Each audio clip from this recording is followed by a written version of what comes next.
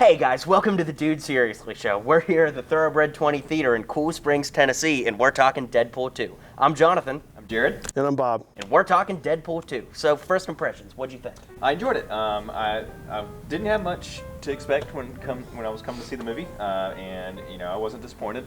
I definitely think it's a one and done thing. I kind of absorb movies pretty well to begin with, so there are definitely some scenes in it that you can re-see, but I think for the movie in itself, it was good, and I'm good. Cool. Yeah, Deadpool 2, I enjoyed it.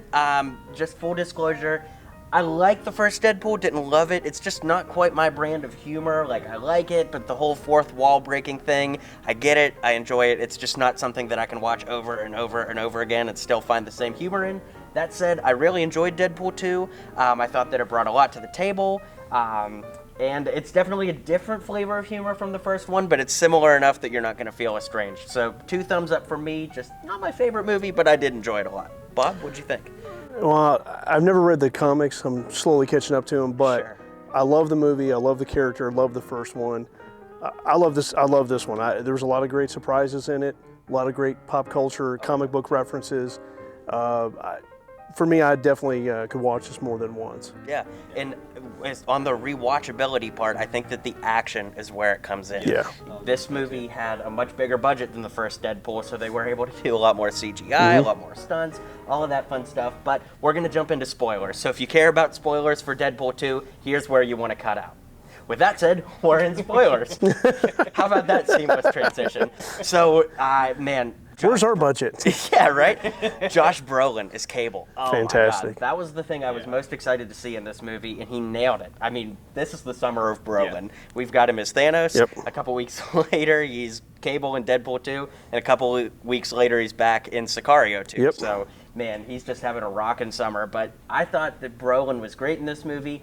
I actually expected to see more of him than we saw, but every scene that he was in, he was just awesome. His action was great. He was actually kind of funny, too. I wasn't expecting that, but they absolutely nailed him. But you said that initially there wasn't as much Cable as we actually got. They actually went back and added scenes? Right. Apparently they did some reshoots to add scenes of both him and Domino, actually. Wow. And again, the humor, you don't expect it, but I've been catching up on my Cable, and there's actually times in the comics where he'll drop little lines here or there. It's not too often. Again, he's the straight man to Deadpool's comedy, but he has a few good lines every now and then. Awesome. Yeah, I just found Brolin to be a really great fit for this. I like the rumors initially of Ron Perlman playing him, Hellboy. That would have been fun. That would have been cool. And when Brolin was cast, there was like a little moment for me where I was like, I would have preferred, but man, he nailed it. And I like that the eye wasn't always lit up. It kind of changed from scene to scene. That's how it is in the comics. Yeah. So they held true to that, too. It was fun. And with the whole time travel thing with the bear getting fixed at the end when they did fix the future. That was cool. And then he stays behind, so now we kind of have an X-Force forming. Yeah. As far as universe building, it's strange because we know, obviously in the real world, that the whole Fox thing is kind of uneasy right now. Are they going to be sold did they break Disney? the fourth wall with that too? They did. This movie broke the fourth wall a lot with making fun of, the MCU, making fun of the DC movies. But yeah. Oh man. No stone left unturned, to say the least. Yeah. I was going into this. I was interested to see how they were going to world build because not even the studios know what's going to happen with the X-Men movies. And there's that. What's the scary one that's coming out? Oh, the New Mutants. New Mutants. Yeah. Like who knows what's going to happen with that? X-Men Dark Phoenix is coming out, but there's like no hype about it. So like we don't really know what's happening with the X-Men universe. So this movie had a big task on it of how they were going to universe build. Yeah. But I think that they did it in a way that it still stays self-contained, like the first Deadpool movie does. Like, it's in the X-Men universe, but it's not reliant on the X-Men universe. He breaks through that fourth wall so much, and it's very Deadpoolish in that regard that like they could take it somewhere, or they could not. It's self-contained, but it's not self-contained at the same time, because obviously, spoilers again, he's talking about they never see anybody in Xavier's school, and then they actually show Beast and Cyclops and Professor X, just in a for room, like a split listening second. to Wade complain about things, and they just go and close the door slowly, and Wade never sees them. So there's a lot of room for these people to actually build upon this, but at the same time, like Jonathan's saying, is pretty self-contained in that regard, because he does do that as a comedy thing, so you don't know. It kind of keeps you on your feet in that regard. Yeah, and it's interesting too because, you know, with this talk of the studio merger and things like that, it's like, is Deadpool going to come to the MCU or all the X-Men going to come over? Like, we don't know what's going to happen right now. Yeah. And nobody wants Ryan Reynolds to be recast. I mean, he's just perfect as Deadpool. Oh, yeah. And so at the end, they fixed Cable's time travel thing, and I leaned over and said, I bet you that he's gonna like travel back in time before the whole Fox rights got signed away, and they're just gonna leave it open ended that maybe that would have been great. The MCU, but the post credit scene was even better than that. You know, just on the off chance that you're watching this and you haven't seen the movie, I don't want to spoil it. We'll just say he cleans up the timeline, and we'll leave it at that. Yes. Stay for the second post-credit scene and you'll enjoy it. It was absolutely amazing. Like, I know we're in spoilers, but I don't even want to say that was a treat. Yeah, you have to experience it. One of my favorite things that kind of was a spoiler for me, because I didn't really know anything other than obviously Domino, Deadpool, and Colossus, Negasonic, but Juggernaut was introduced in this. Yeah. That blew my mind. I had no clue that he was going to be in this, and I thought he didn't have as big of a role. He was kind of the protagonist in regards to, you know, urging wherever Russell. Fire Fist. Yeah, Fire Fist. That's a lot cooler than Russell. Well, Russell from New Zealand. I wish I would have seen a little bit more of that, but I did enjoy the aspect of Colossus and Juggernaut going at it. That was cool. enjoyable. In Deadpool, right before they fight, big CGI fight. That was fun. It was cool. Well, and again, he goes back to the fourth wall talking about the comics, and he starts telling Juggernaut, "Oh, you're my favorite X-Man, and I've got this issue and this issue and this issue," and you know, he makes a reference to Cable earlier, like he's 5'11", you know, he's not as big as the comics, but you know, that's part of the fourth wall that I like, because again, people have to remember that while he's really saying this and the audience gets it, everybody within the context of the scene is like, this guy is absolutely crazy. Yeah, they have no Who is idea he talking to?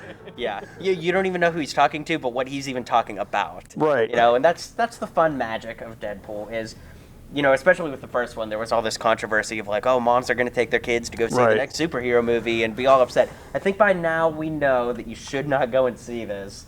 I mean, there was some like Muppets like murder trailer before this. The Happy Time Murders.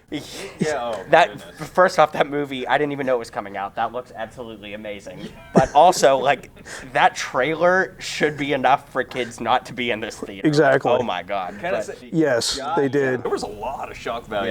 Yes, there was. Movie. Yeah. Especially with the action scenes alone. Like, I felt like some of those were, I won't say like overly brutal, but they were pretty brutal. They really like bending people's arms backwards and breaking them. Well, remember, Deadpool even uses his arm in a reverse chokehold when it's almost pulled out of his own socket. Yeah, so I mean, ridiculous. One would wonder if he's making fun of the fact that they had broken so many arms before them that he just said, okay, screw this. Yeah, just go with it. Well, but talking about the rating and the child factor, I mean, he points out at the beginning that, you know, it was a rated R movie before Logan, and so now he's got that back and forth clearly with Hugh Jackman. I mean, it starts off with a music box of Logan with the thing sticking through his chest, you know, but I think that they're seeing that there's a market too for people in our age that grew up with these comics, and you know, some of them have some more serious content even within the humor, that they're realizing, hey, there's a market for this. We have grown-ups, you know, 30s and 40s that enjoy these movies. They're going to spend the money on it,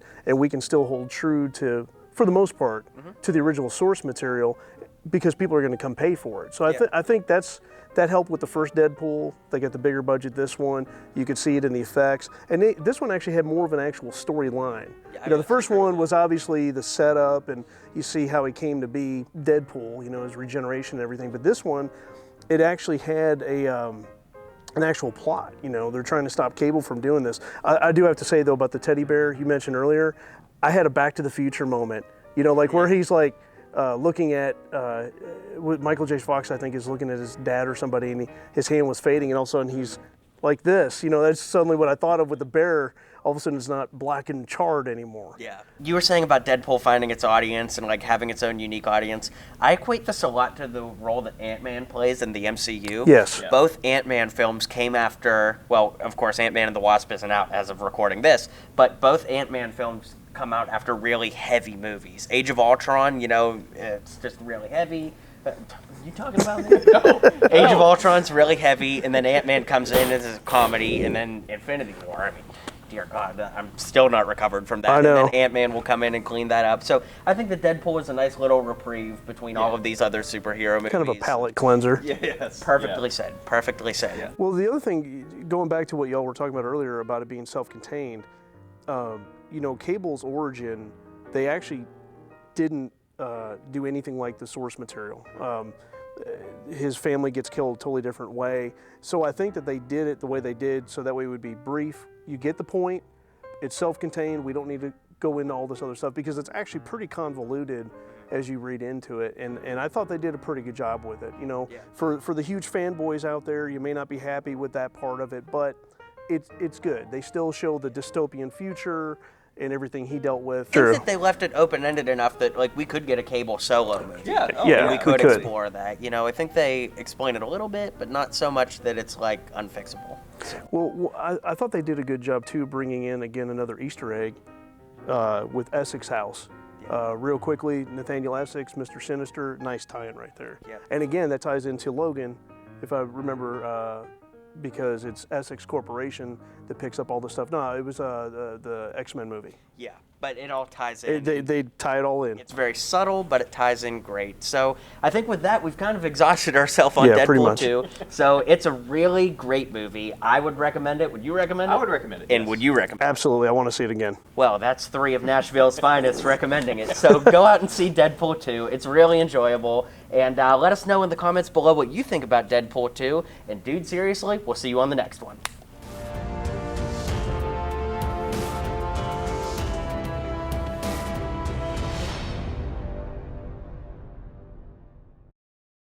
Hey guys.